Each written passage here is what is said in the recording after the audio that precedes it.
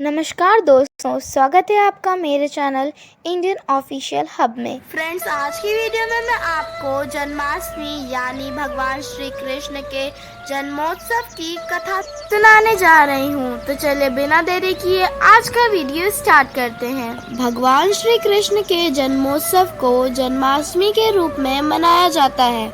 हर वर्ष भाद्रपद माह के कृष्ण पक्ष की अष्टमी तिथि को जन्माष्टमी का पर्व मनाया जाता है। स्कंद पुराण के अनुसार द्वापर युग में राजा उग्रसेन मथुरा में राज करते थे। राजा उग्रसेन को उनके ही पुत्र कंस ने गद्दी से उतार दिया और राज्य हड़प लिया। कंस की एक बहन देवकी थी, जिसका विवाह वसुदेव नामक यदुवंशी सरदार से हुआ था। कंस अपनी बहन देवकी से बेहद प्रेम करता था। जब देवकी की शादी वसुदेव जी से हुई तो कंस खुद रथ हाँकता हुआ बहन को ससुराल विदा करने के लिए गया। लेकिन जैसे ही कंस ने रथ हाँका, एक आकाशवाणी हुई, हे कंस, जिस देवकी को तू बड़े प्रेम से विदा करने जा रहा है, उसका 8वां पुत्र तेरा संहार करेगा।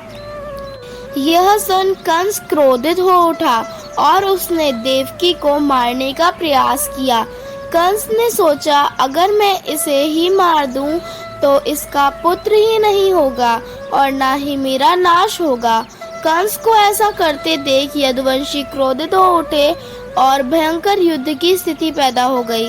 हालांकि वसुदेव युद्ध नहीं चाहते थे।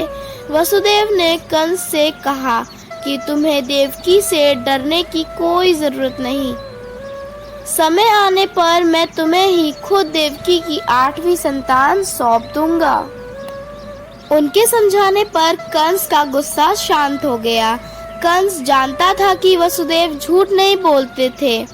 कंस ने वसुदेव जी की बात मान ली और वसुदेव व देवकी को कारागार में बंद कर दिया और सख्त पहरा लगवा दिया।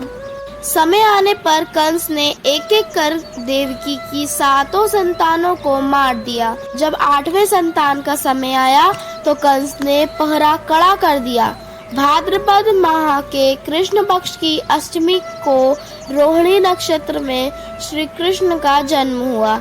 जिस समय वासुदेव देवकी को पुत्र पैदा हुआ, उसी समय संयोग से यशोदा के गर्भ से एक कन्या का जन्म हुआ, जो और कुछ नहीं सिर्फ माया थी।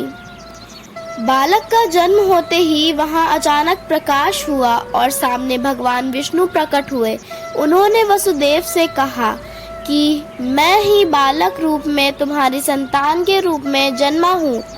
तुम मुझे अभी इसी समय अपने मित्र नंद जी के घर वृंदावन में छोड़ आओ और उनके यहाँ जो कन्या जन्मी है उसे लाकर कंस को दे दो। यह आदेश सुनकर वसुदेव नवजात शिशु को सूप में रखकर कारागृह से निकल पड़े और अथाह यमुना को पार कर नंद जी के घर पहुँचे। रास्ते में हो रहे चमत्कारों को देखकर वह बेहद दंग थे। जैसे पहरेदार अपने आप ही सो गए। उनके हाथों में पड़ी बेड़ियां खुल गई। उफनती हुई यमुना नदी भी उनके लिए रास्ता दे रही थी। यमुना नदी को पार कर वसुदेव ने नवजात शिशु को यशोदा के साथ सुला दिया और कन्या को लेकर मथुरा आ गए। जब कंस को सूचना मिली कि वसुदेव देवकी को बच्चा पैदा हुआ है तो उसने बंदी गृह में जाकर देवकी के हाथों से नवजात कन्या को छीनकर पृथ्वी पर पटक देना चाहा, परंतु वह कन्या आकाश में उड़ गई और बोली, अरे मूर्ख, मुझे मारने से क्या होगा? तुझे मारने वाला तो वृंदावन में जा पहुंचा है। वह जल्द ही तुझे तेरे पापों का दंड देगा। यह सुनकर कंस बेहद ही क्रोधित हो उठा। उसने कई बार बालक कृष्ण को मारने का प्रयास किया, लेकिन ऐसा कर नहीं पाया। अंत में जब भगवान श्री कृष्ण युवा अवस्था में पहुँचे, तब उन्होंने कंस का वध किया। बोलो भगवान श्री कृष्ण की जय हो। उम्मीद है आपको मेरी आज की वीडियो पसंद आई होगी। पसंद आई हो तो एक लाइक और शेयर और एक कमेंट ज़रूर करिएगा। ऐसी ही रोचक कथाओं एवं कहानियों को सुनने के लिए हमारे YouTube channel Indian official hub को सब्सक्राइब कर लें और बेल आइकन को भी ऑल पे प्रेस कर दें लेटेस्ट अपडेट्स के लिए। धन्यवाद।